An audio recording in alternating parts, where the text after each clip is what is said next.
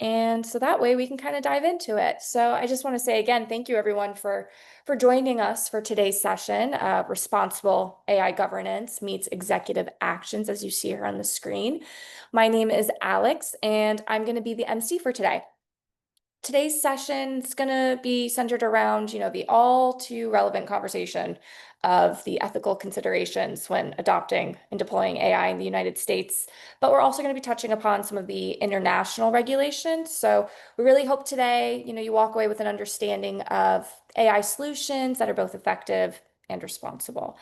But just before we begin, I just wanted to go over some housekeeping rules first. As you might have noticed, mics and videos are going to be turned off for attendees. However, this truly is meant to be an informative session. So any questions you might have, you can direct them to the chat.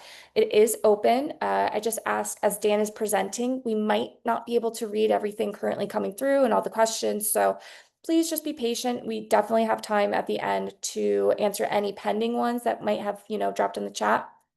And then lastly, I did mention a follow-up email is going to be sent out with today's recording, as we're recording right now, as well as just a quick post-webinar survey where you're going to actually have a chance to win some discounts on training upon submission. So excited about that. Keep an eye out. That'll be sent out either tomorrow or next week, early next week. But very briefly, I would just like to take a moment to mention who we are as Ascendient Learning and what exactly it is that we do for those who might not be familiar. So Ascendient Learning provides IT training. We cover a wide variety of organizational needs at every skill level.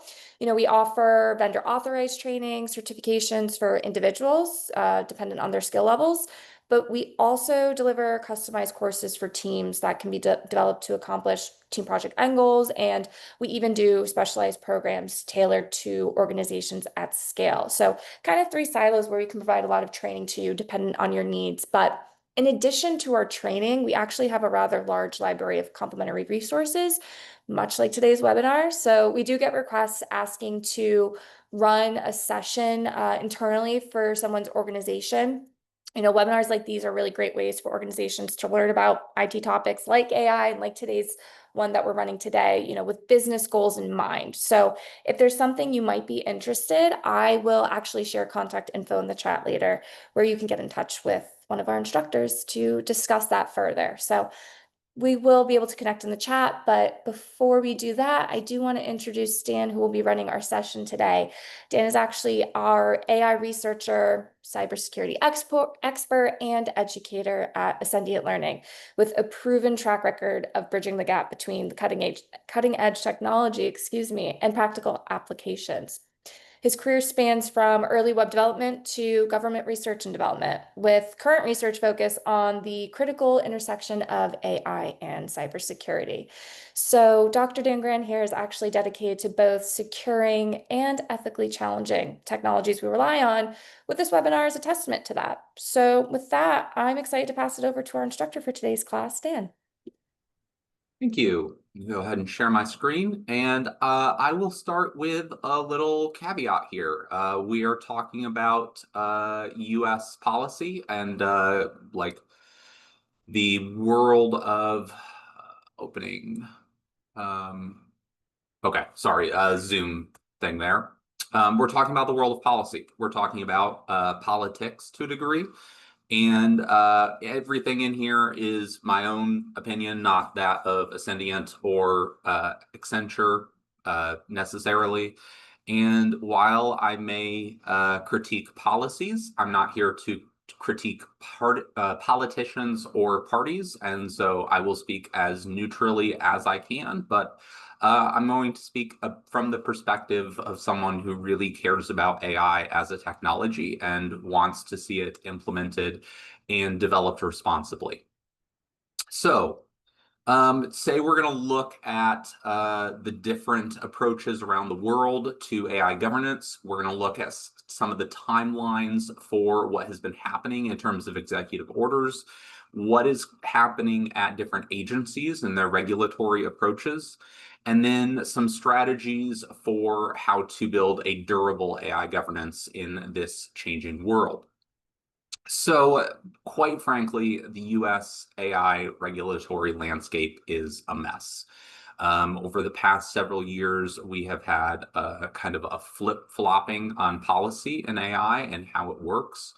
Right now, there is no comprehensive federal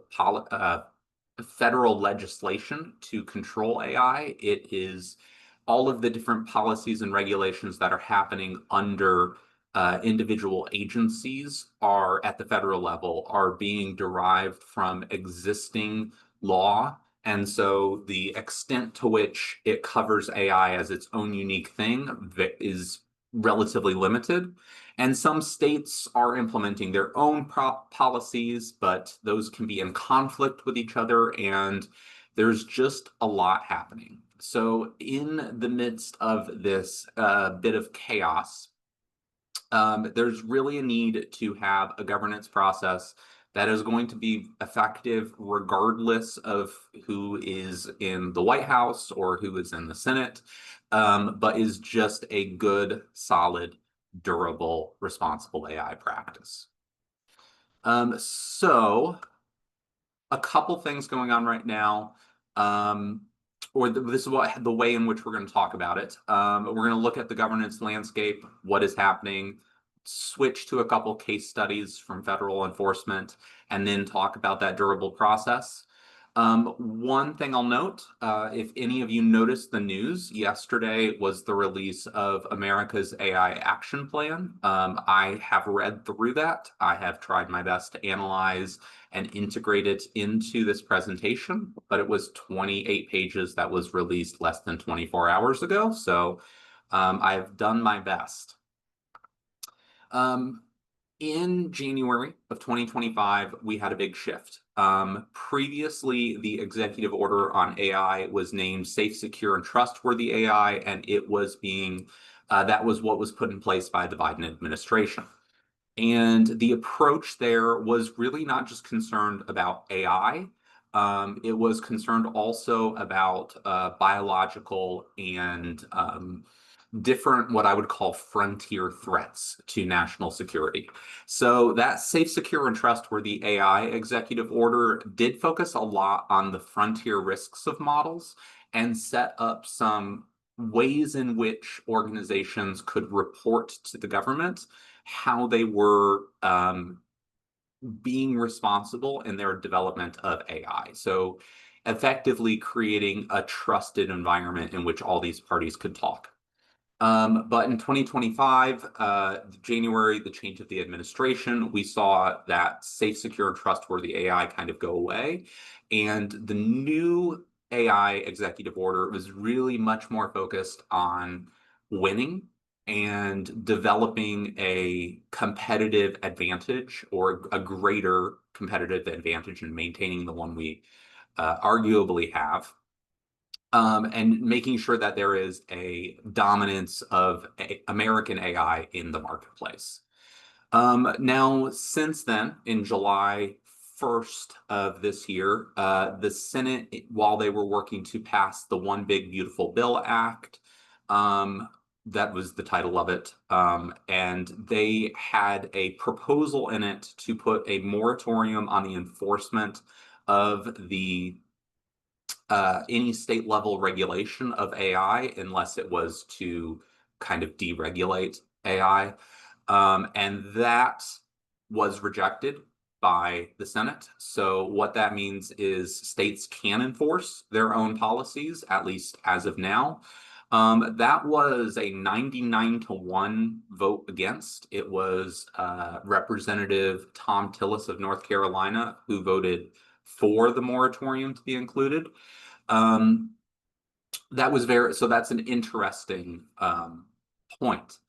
But yesterday, we got the America's AI Action Plan, and it has over 90 policy recommendations that span across three pillars, being innovation, infrastructure, and international leadership. Now, if we take a step back from the US and look from a global perspective, we can see two very different approaches.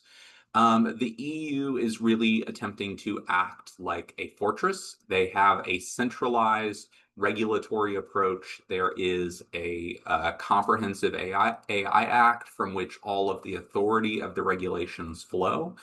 And that AI Act has a lot of definitions and things that you can reference, things that you can hold to ensure that it is enforced. On the US, again, fragmented, very sector-specific approaches. We are enforcing through existing laws, and it is a bit of a bold frontier. So in the vacuum of federal enforcement, we have seen a massive number of AI bills be introduced, and each of them are developing their own approaches. Now, not all of these bills have passed, and what we do see in the states, as is common, is that a lot of these bills have similar language, or they're copy pasting and borrowing from one another. And that is because a lot of the state legislators have people in the AI industry lobbying them and helping provide them with sample bill language to accelerate that development. At the same time, federal agencies are working to kind of see where they can enforce different responsible AI as they face really old laws on the books, and they're drawing from those laws for this enforcement. So I wanted to talk a little bit more about that failed federal moratorium. So as I mentioned, Senator Tillis was the only vote to keep the moratorium in the bill. It did not get included, but it would have placed a 10-year nationwide moratorium or hold on enforcing any state and local AI regulations. And the way that that's said is that was any law or regulation regulating AI models, AI systems, or automated decision systems. From my understanding of the kind of realpolitik of it came down to, well, I should say one of the champions of this was Representative Cruz from Texas. And Texas, Florida, I can't remember, one of those. And he wanted this in there to make sure that there was kind of an unrestricted flow of AI and there wasn't this emphasis on safety or responsibility. What it came down to was a discussion between him and another senator who they basically said, hey, the way that this is written is going to hamper authorities' ability to enforce child safety stuff online, and so that is why it got scuttled. But it does appear that there is still kind of a consensus and a desire in a large part of the legislative branches to have something like this, where we say, hey, we're not going to let you enforce certain regulations. Yeah, it's a bit of a mess. So with that in mind, we can now say, what are the state level examples? First, we have Colorado, where they have implemented a bill that gives a duty of reasonable care for any high risk systems. So it's that term reasonable care is a bit of a legal term of art, where it's saying you do have certain requirements if you are going to field or use high risk systems. And so in this case, we might think of something like a generative AI assistant who is working with a doctor to help diagnose. That's a high risk. Or maybe one that is connected to a power grid to do a sort of automated balancing of the power grid. That would be another where there is that duty of reasonable care. And so you would fall under some stricter requirements than if you were going to roll out AI for a basic phone application. Now, California has gone back and forth on AI regulation. They do have some Consumer Privacy Act and basically consumer protection that is getting applied to AI. And they did have an attempt to pass an AI-specific legislation. It went to Governor Newsom, who vetoed it and kind of decided to do his own thing. So the governor of California, much mirroring the President of the United States is kind of ruling AI by executive fiat, which is it seems to be working for California. That's where a lot of the AI companies are headquartered, and I think they have a lot of sway over how AI gets handled in California because of that. Texas has another act. This one is, they've really targeted specific prohibitions. So this is things like manipulative AI, what you might call dark pattern AI. And they are building a sandbox program for innovation in AI, and they are setting up an AI advisory council. But it does seem like Texas, in much of the same way that they have been competing with California over the past decade or so, is trying to appeal to a lot of the AI companies as a lesser regulation environment in which they can thrive. The last one here, because it kind of touches on AI but isn't exactly about it, is Illinois' biometric privacy. It's restrictions on what employers and public people you can collect. So if we think about kind of the implications of AI in surveillance or like monitoring stores, it's being implicated by that act. But this is just a few of a lot of the examples of state legislation, and beyond just legislation, there are lots of different regulations that are being promulgated by the different states. Now, how I would break this up is I would say that Colorado is really looking at risk-based. California focused on transparency, focused on acceleration. Texas is taking a very minimalistic, hands-off approach, just banning certain things. And Illinois is working on informed consent as much as possible. And I would say what we should be doing is to synthesize best practices from all of those in order to have a durable governance. And now I do want to talk about the AI action plan. So the AI action plan released yesterday. This was titled "Winning the Race: America's AI Action Plan," and it is an operational directive, like based upon that AI executive order. 23 pages, lots of policies. And I would say the biggest thing to take away from this is that it treats AI as a zero-sum game. And it wants America to win it. And it is very much focused on that. I would say that from a pure objective standpoint, 95% of what is in the AI Act or AI Action Plan is totally reasonable and valid. And then there's another 5% in there, which is questionable and is likely derived from party politics and kind of culture war topics. So if we look at the three strategic pillars, the first is accelerating innovation. And what this is designed to do is really make sure that we continue to develop and develop quickly. So it does. The action plan does take a position to encourage open source, open weight models, which would favor companies like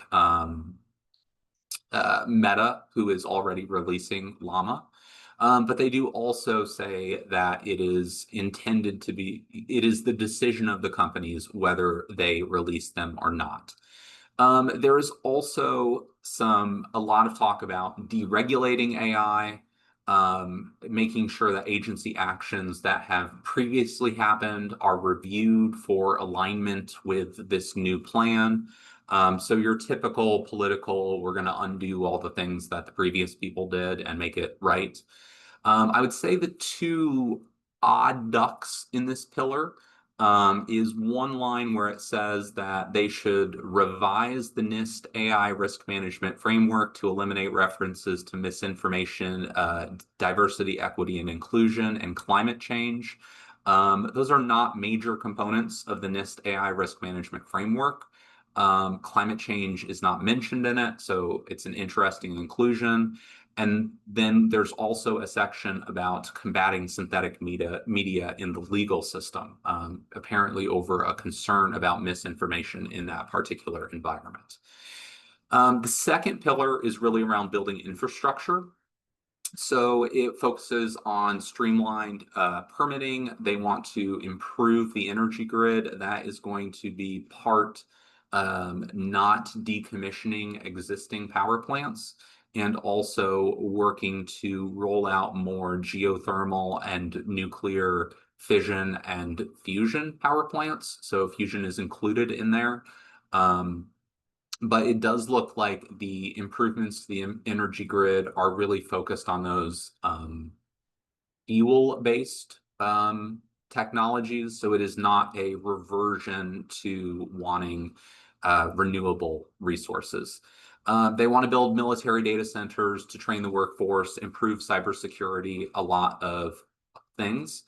And then in kind of that third pillar of international leadership, there is a desire to export American AI, kind of our standards and practices and technology, with a lot of the models, with the models being encouraged to be open weight. I'm not entirely sure how that happens. And it is explicitly called out that we want to counter Chinese influence or the US wants to counter Chinese influence in the AI environment. Much like many of the things, we are acting in opposition to the Chinese sphere of influence and kind of playing that political game. Three other things, and on here. They do want to continue to restrict AI compute going to foreign adversaries. There is a desire to evaluate the frontier risks of these models at the federal level, because if we have the best models, their logic is that we will see frontier risks before any other country does and be able to defend against them or exploit them, which is honestly interesting logic. I hadn't heard it laid out. Like we'll have the technology in advance of other people so we can use it first and defend it first. And then the last one is investing in biosecurity. I will say my favorite part of this plan is they want to create a whole genome sequencing data set where they just sequence life forms and plants and everything from all over the federal land and provide that as a free data set for researchers who want to train biological models. So I think that'd be really cool. And I really wonder who got that one included. Now, if moving on from like the breaking news, I want to look at some of the enforcement reality, things that have happened in the past around AI. So one of them is FTC's Operation AI Comply. To the best of my knowledge, this is continuing to go on. And what their whole thing is that any company which is misusing AI or using AI for deception, they were going to force to comply under Section 5 of the FTC Act for unfair or deceptive practices. So their whole kind of raison d'etre there is that AI deployment doesn't create a legal immunity from traditional consumer protection laws. You still have to work within them. And so that is continuing. There have been some actions in it. It is likely that there are some private settlements that have happened rather than anything in the public. But one of the aspects that happened in the public was the do not pay case. And do not pay, marketed as the world's first robot lawyer. It was designed around, I think, not paying traffic tickets. And so what that was found was that they had unsubstantiated marketing claims. And I believe that was around the use of the term lawyer and like robot, both of those. So really what they were doing was AI washing and also misrepresenting what the AI was, because the AI was not in fact a lawyer. You do have to still like pass the bar and, to the best of my knowledge, be a human to be a lawyer. There is no dog lawyers at this point in time, although I would definitely watch a TV show where a dog was one. So that was a case that was held in relatively low settlement fee, but they do have ongoing compliance. Another one, and this one was more impactful, I think, was Writer. This is still a company. They provide AI writing assistance, and what they specifically provided was a testimonial and review service where they would write fake reviews for you, and you could submit them. So this was a place where the company was enabling others' deceptive actions or deceptive practices, and it wasn't actually the company themselves doing it, because from like if I in my house produce a fake review, there's nothing wrong with that. If I own a business producing a product and then I put a ton of fake reviews out there for it, then that is a problem. Like that falls under the consumer protection laws. And so it really, in addition to not just marketing malicious technology, you do need to have some safeguards that could prevent the misuse of it. Now, moving from the FTC, the EEOC, or the Equal Employment Opportunity Commission, is really focused on algorithmic bias. And so this would be any form of bias for or against particular protected classes in hiring. Now, they have plenty of legal authority to do this. And one of the things that they've really hit on is that just because you do not understand the system and how it is working, that does not excuse you from discrimination. And so there's a real concern that any form of like trained model will reflect previous discrimination practices and continue and lead into future violations. So something to keep in mind as there is a consideration around hiring and workplace management integrating AI. Another case study here is from the iTutor group, and this very much was a case of age discrimination. Like they had algorithms that straight up rejected applicants over specific ages, different for men and women, and that it was basically said like it doesn't matter that you weren't the ones actively approving or rejecting. That algorithmic practice did mean that they had a legal liability. So that was a pretty small settlement, all things considered, at $365,000, but they definitely set a precedent with that case. And so in terms of like if you're working as a federal contractor, there are some things to keep in mind. There are different OMB memos, that's the Office of Management and Budget, and those establish AI procurement standards. It is likely that the action plan is going to even streamline those standards or make some changes to it, but it's good to keep in mind. There's a strong preference for American AI, or ones that are to be built and trained within the US. All of the different organizations do need chief AI officers, so that will help with rollout. There is, like I said, there's the action plan is working to streamline procurement, and there is a requirement in the action plan to remove ideological constraints. Initially, when I read the action plan, I thought that that might be in there as kind of a holdover from Musk's involvement in the administration. But I've kind of thought through it a little bit more, and I'm going to go on a little bit of a rabbit trail here. I don't think unbiasedness exists. Um, I think there is a ideal notion that there is like an unbiased AI model. Like it just reports the facts, like it is Walter Cronkite on the evening news. Um, but any sort of deployment of AI is a bias. One of the powers of the AI is that it can make decisions one way or another, and that involves a bias towards outcomes and decisions. And just kind of like at a fundamental level, I don't think it's possible for people to be unbiased because we're biased towards our own survival and best interests, just the way an ant is biased towards not being stepped on.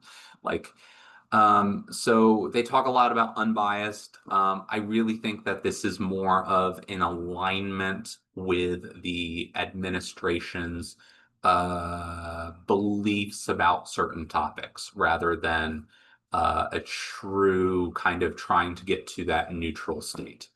That's probably as politically statementy as I'm going to get, and I tried keeping that as neutral as possible.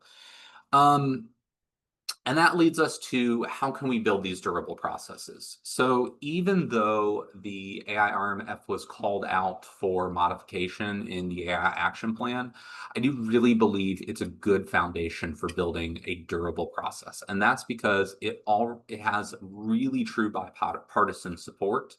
It is already being called out in legislation and regulation in the US and overseas, saying like this is a proxy for our own regulatory. So like if you comply with the NIST AI RMF, if you're doing that, then it's good enough for us.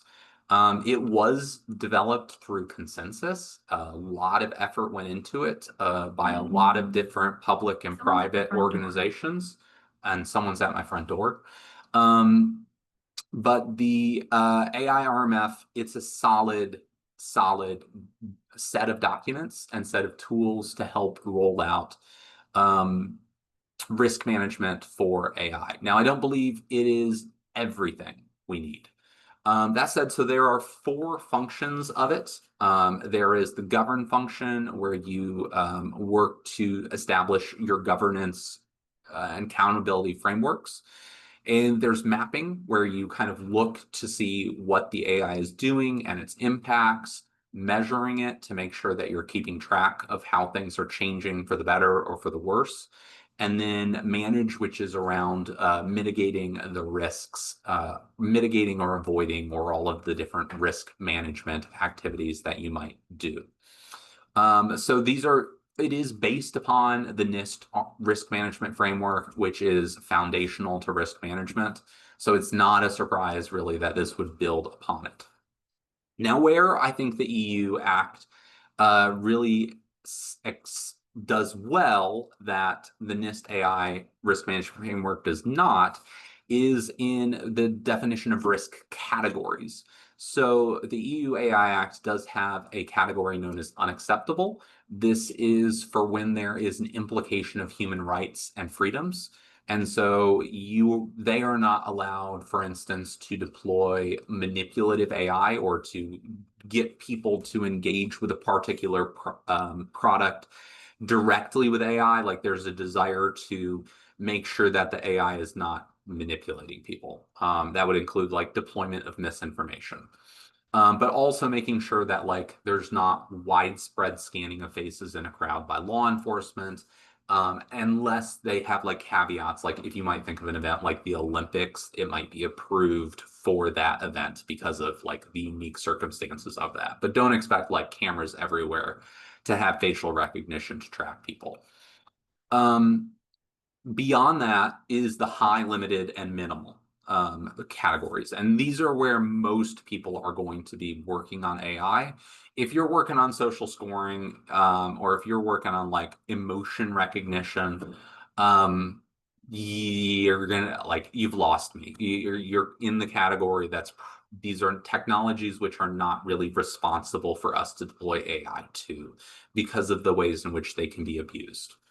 But in kind of that high framework, there are a list of very strict structures that apply to high category AI, high risk AI, and then it kind of steps down from there.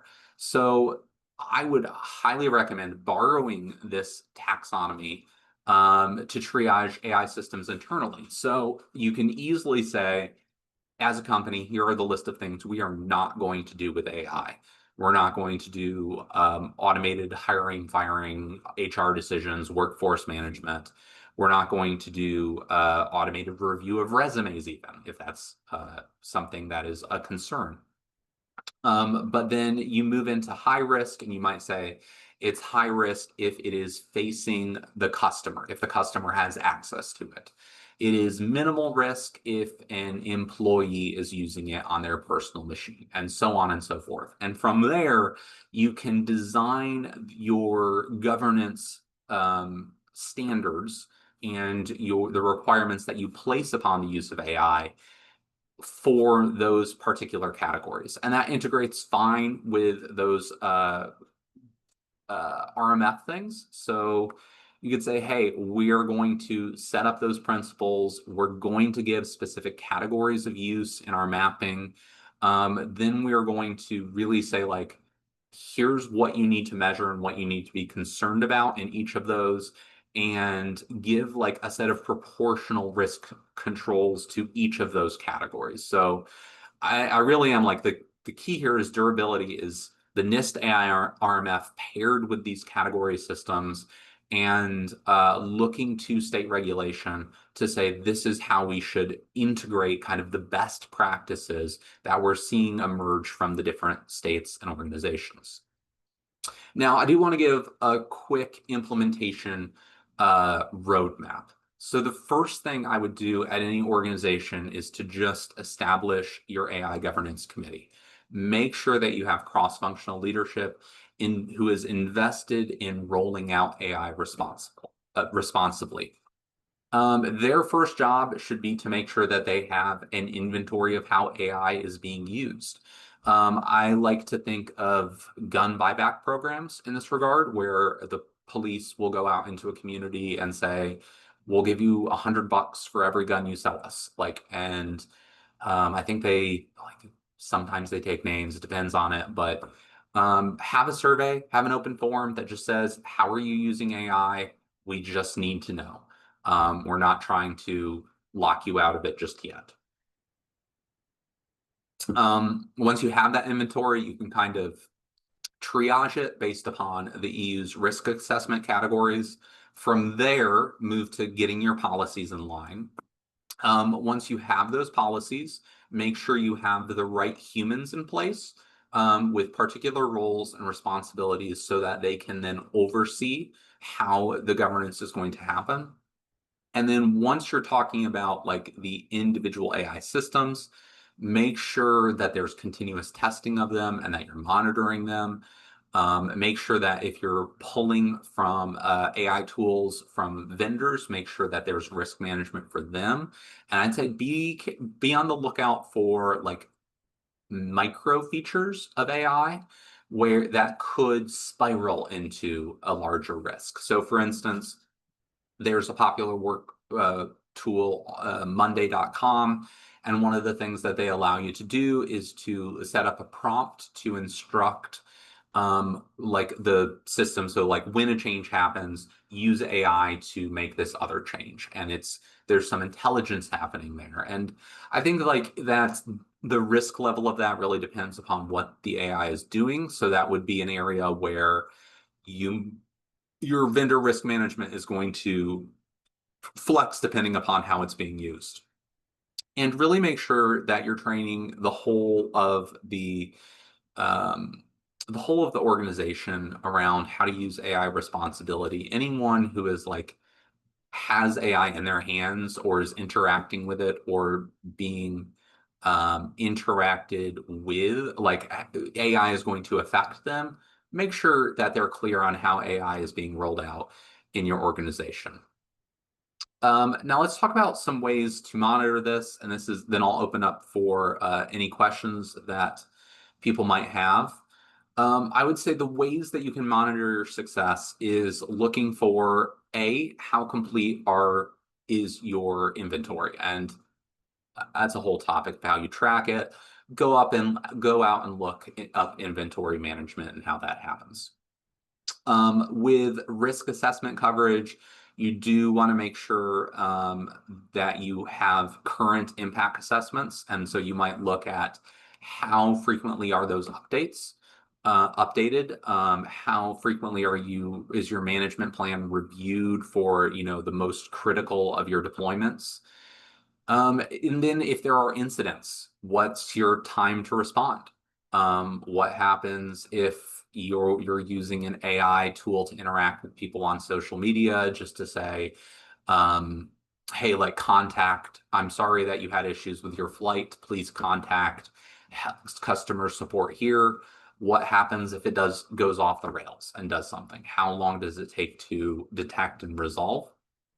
You can also look at like training effectiveness, how well your staff understands AI, and then vendor compliance, in where you say, of our vendors which are supplying AI, how many have we vetted? How many are in compliance with our governance requirements? And as always, that's a whole topic for the IT department, and making sure that you have those relationships established where you can have those conversations about the AI governance. So if I could kind of take away or give some key takeaways here, I would say that building durable AI governance requires strategic thinking beyond the current regulatory requirements. So if you are targeting the regulations as they exist today, you will be behind in a week. You really have to look at what are the emergent standards, and how can we apply those so that we are ready either for no change needed, whatever regulation might come, or ready to quickly adapt to the regulations. So I would accept some permanent complexity to the US AI regulation. I don't see any structure in the future saying that we're going to get a federal AI act. I would say look for governance frameworks like the AI RMF that really transcend the policy changes. So you're not battered about back and forth by what any one administration decides to do.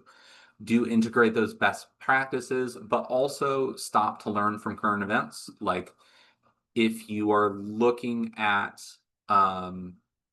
you might look at specific compliance programs that the government objects to in the AI action plan, and say, hey, maybe these requirements that are placed upon AI create kind of a strategic risk in the long term.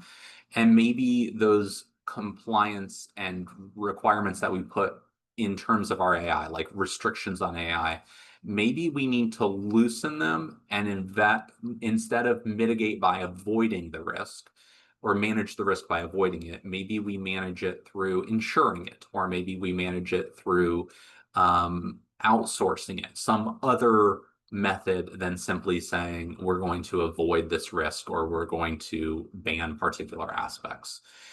So that is kind of the core of the presentation.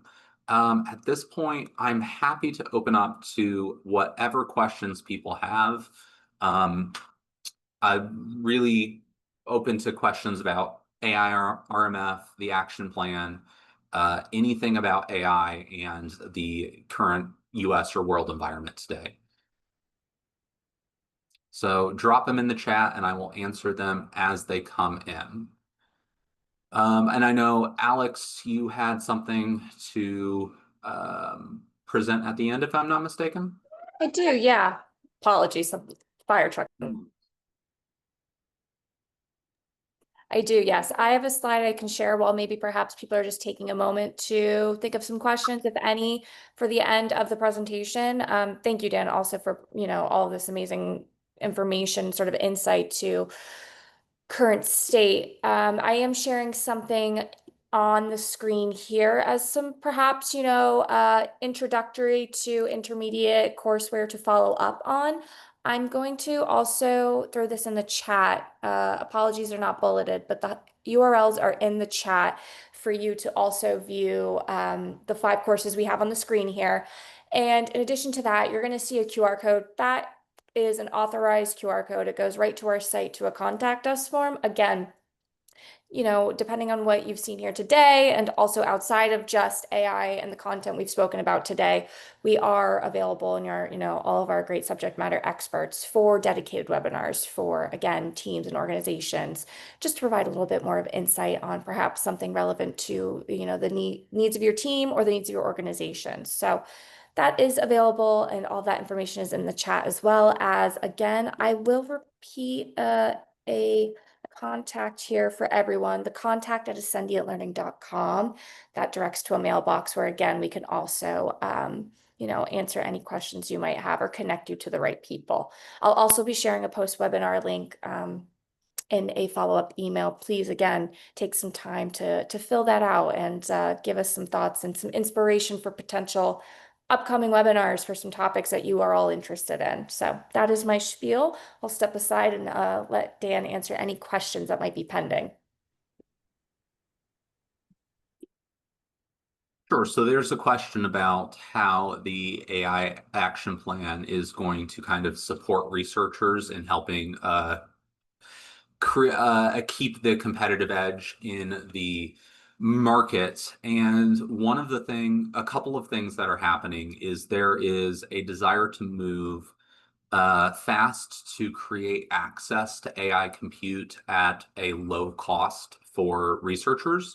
So this would be rolling out like access to supercomputing centers, access to AI inference points, and then making sure that the data that the government holds, which is a massive trove of it, is available as much as possible to those researchers to use.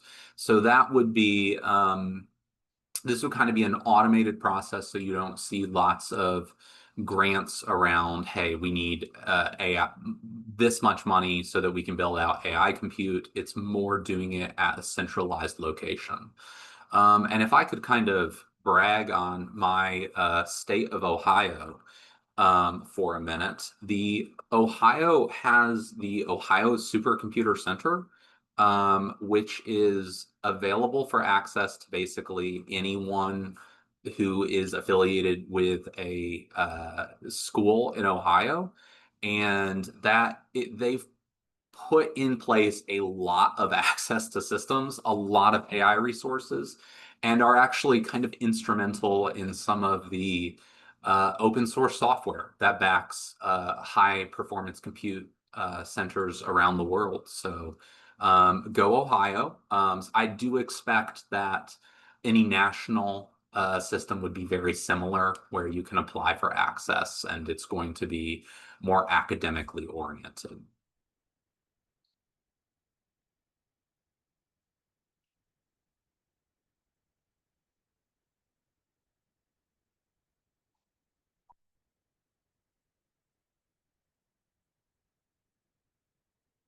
Okay, so a question about the biological security. So this is kind of one of the things that keeps popping up in AI action plans, even though it doesn't fit clearly, is that the um, different models can facilitate access or like lower the barrier to creating CBRN or chemical, biological, radiological, nuclear, and explosive um, things. And so one of the big concerns is that with AI and with tools like CRISPR-Cas9, the ability to synthesize pathogens really quickly is getting lowered.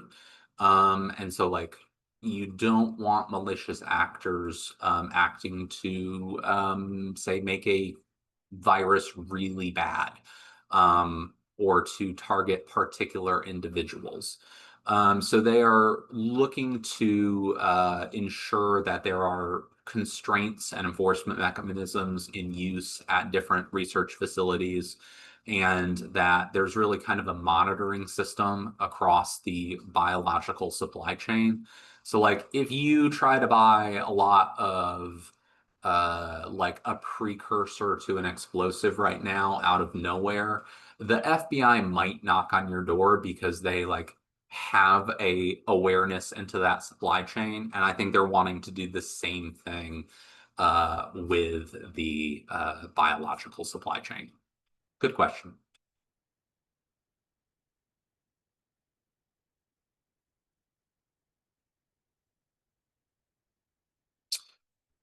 So I have a question. It says California's AI policy focus specifically on Gen AI. Do other US states take similar approach, or do their policies also address traditional and agentic AI systems? I think it really varies how they define it. Um, there was a good, actually, the definition used by if I can pull it up here. I have to scroll through my slides. The definition used by the moratorium was any law or regulation regulating AI models, AI systems, and automated decision systems. I would say like something like that is pretty common. You will often see like as they get into even define what is artificial intelligence, their definitions get pretty wild. Um, so let me see. Trustworthy AI executive order. If so, you can still look up the old executive orders and artificial intelligence. So the way the old Biden era executive order defined artificial intelligence was a machine-based system that can, for a given set of human-defined objectives, make predictions, recommendations, or decisions influencing real or virtual environments. Artificial intelligence systems can use machine and human-based inputs to perceive real and virtual environments, abstract such perceptions into models through analysis in an automated manner, and use model inference to formulate options for information or action. I would say that's a lot of what you see is they're really trying to get at kind of that fundamental level of what artificial intelligence is, which is a very hard thing to define, and that's a pretty good definition. That definition does come from 15 USC 9413. So that is a actual United States Code definition for artificial intelligence. That is an excellent question. So yeah, I would say a lot of traditional AI systems have been needed to be regulated. They just have kind of gotten away with things because they didn't have kind of the media spotlight that generative AI brought.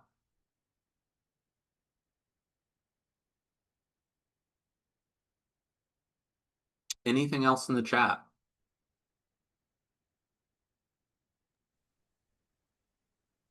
Okay, I think we're good. Perfect. Yeah, if there's no present questions, as a reminder, the recording will be shared along with the presentation deck, along with the post-webinar survey and contacts for anyone to reach out if they do happen to think of any questions post-webinar. So thank you all for joining and talk to you soon. Thanks, Dan.